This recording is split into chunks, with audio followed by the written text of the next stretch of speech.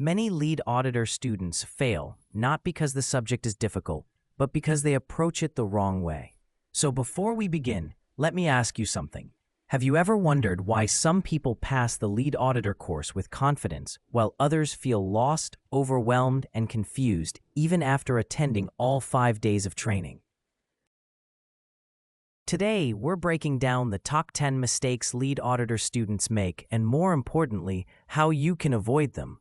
And trust me, if you're preparing for ISO 45001, ISO 14001, ISO 9001, or any management system audit, this video will save you from months of frustration.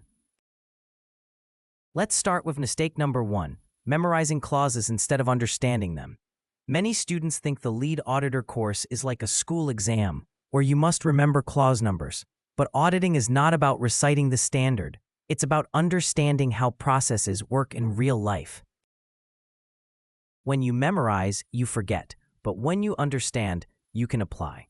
So instead of forcing clause numbers into your head, focus on the logic behind them. Ask yourself, why does this requirement exist? What risk does it control, and how does it protect the organization? That mindset shift alone can transform your confidence. Mistake number 2, ignoring the process approach. New students often jump straight into checklists, but ISO audits are not checklist audits. They are process audits. That means you follow the flow of work, not the flow of clauses. If you don't understand inputs, outputs, interactions, and performance indicators, you will struggle during the audit. Mistake number 3, not practicing questioning techniques. Many students freeze during role play because they don't know how to ask open-ended questions. A good auditor doesn't interrogate, they explore. Instead of asking, "Do you follow this procedure?" ask, "Show me how you do this task." This simple shift reveals real evidence. Mistake number 4, focusing only on compliance and forgetting risk. Lead auditors must think like risk detectives. Every process has hazards, failures, and weaknesses. If you only look for documents, you will miss the real issues. Always ask, what can go wrong here? What controls exist? And are they effective? Mistake number 5, not understanding objective evidence. Many students think evidence means paperwork. But evidence can be observations, interviews, measurements, or records. If you don't know what counts as evidence, you will struggle to justify your findings.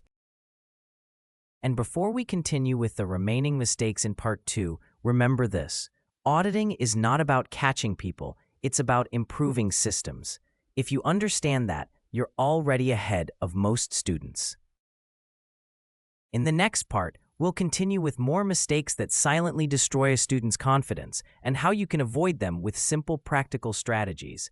Stay with me because the next mistakes are the ones most students never realize until it's too late. Many lead auditor students don't realize that the biggest mistakes happen not during the exam, but during preparation. So let's continue with mistake number 6. Misunderstanding the difference between major and minor nonconformities. Many students panic when they hear these terms, but the logic is simple. A major nonconformity means the system is broken or missing. A minor means the system exists but has a small weakness.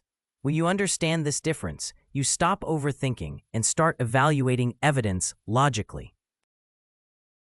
Mistake number 7, writing findings like a story instead of a clear statement. A good nonconformity must include requirement, evidence, and gap. If any one of these is missing, your finding becomes weak. Many students fail the role play because they write vague statements like procedure not followed. That tells nothing. Instead, you must link the requirement to the evidence. Mistake number 8, not understanding audit scope and criteria. Students often jump into auditing without knowing what they are auditing against. Scope tells you where to audit. Criteria tells you what to audit against. Without clarity, you will ask irrelevant questions and confuse yourself. Mistake number 9, failing to manage time during the audit. New auditors often spend too much time on one process and rush through the rest. A lead auditor must balance depth and coverage. You don't need to check everything. You need to check enough to form a conclusion. Mistake number 10, being afraid to ask follow-up questions. Many students hesitate because they fear sounding rude or inexperienced. But follow-up questions are the heart of auditing. They help you verify consistency, confirm evidence, and understand the real situation.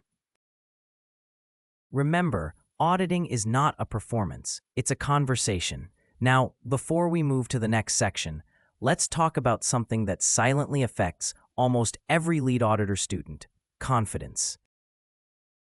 Many students know the standard, understand the concepts, and even practice role plays, yet they freeze during the final assessment. Why? Because they think the auditor must be perfect. But the truth is, auditors are not expected to know everything. They are expected to think logically, ask questions, and follow evidence.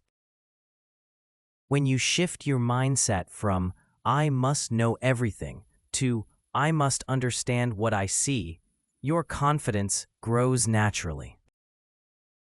In Part 3, we will go deeper into the hidden habits that separate successful lead auditor students from those who struggle, including how to think like an auditor, how to structure your audit approach, and how to avoid the mental traps that cause confusion during interviews. Stay with me because the next part will give you the clarity most students wish they had before entering the course. One of the biggest challenges lead auditor students face is shifting from a classroom mindset to an auditor's mindset, and this is where many hidden mistakes begin. So let's continue by exploring the habits that separate confident auditors from those who struggle. The first hidden habit is failing to connect processes together.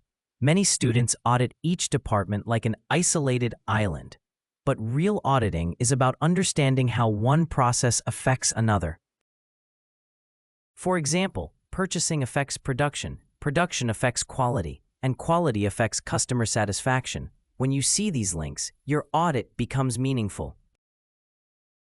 The second hidden habit is relying too much on documents. Students often think that if a document exists, the process must be effective, but documents only show intention.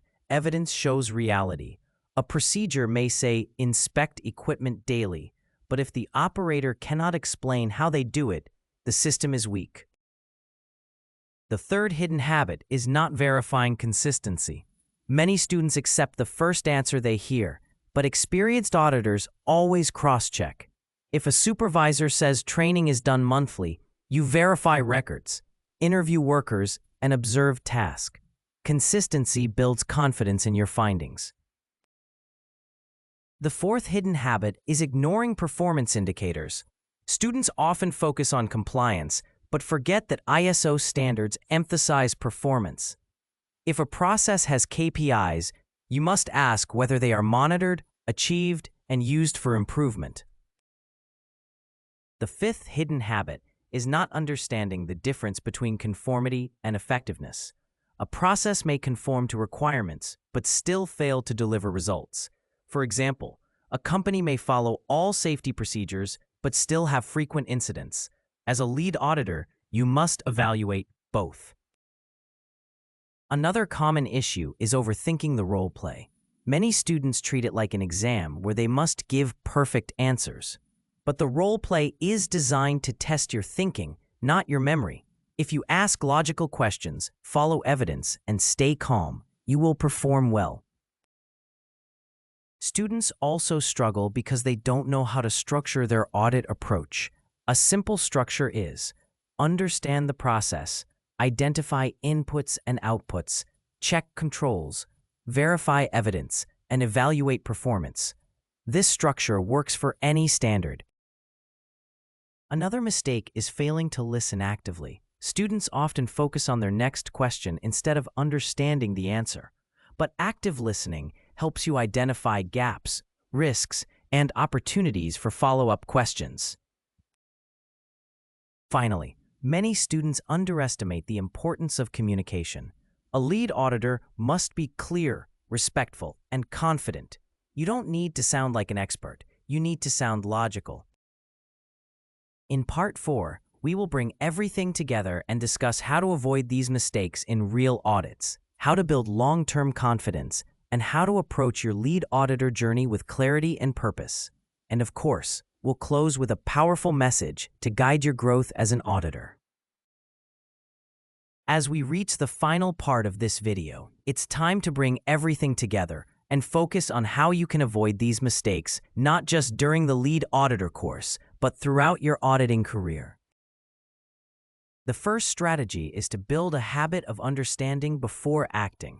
Whenever you see a requirement, ask yourself what problem it solves. This simple question helps you connect the standard to real-world risks. The second strategy is to practice process thinking daily. Even when you observe simple activities around you, try to identify inputs, outputs, controls, and performance indicators. This trains your mind to think like an auditor naturally. The third strategy is to develop confidence through small wins. Don't wait for the final assessment to test yourself. Practice interviewing friends, colleagues, or even yourself. Ask open-ended questions, verify answers, and imagine how you would record evidence. The fourth strategy is to stay calm during audits. Many students panic because they think they must ask perfect questions. But auditing is not about perfection. It's about curiosity. If you follow the evidence, the right questions will come. The fifth strategy is to improve your communication skills. Speak clearly, listen actively, and avoid assumptions. If something is unclear, ask for clarification. A good auditor is not someone who knows everything, but someone who seeks clarity. Another important strategy is to avoid jumping to conclusions. Many students see one piece of evidence and immediately think it's a nonconformity. But auditing requires balanced judgment. You must evaluate the situation, verify consistency, and understand context before making a decision. Also remember that auditing is a team activity. You don't have to carry the entire audit on your shoulders. Work with your team, share observations, and support each other. Collaboration makes the audit stronger and reduces stress. Finally, the most important strategy is continuous learning. Standards evolve, industries change, and new risks emerge. A lead auditor must stay updated, stay curious, and stay committed to improvement. If you adopt these habits, you won't just pass the lead auditor course, you will become a confident, effective, and respected auditor. And now, as we close this 4-part series, here's the message I want you to remember. Auditing is not about pointing out faults, it's about helping organizations grow. When you audit with clarity, fairness, and purpose, you make workplaces safer, systems stronger, and people more confident. Thank you for joining me on this journey. If you found this video helpful, make sure to follow Workplace HSE Explained for more practical, simple, and powerful safety and auditing content that helps you grow in your career.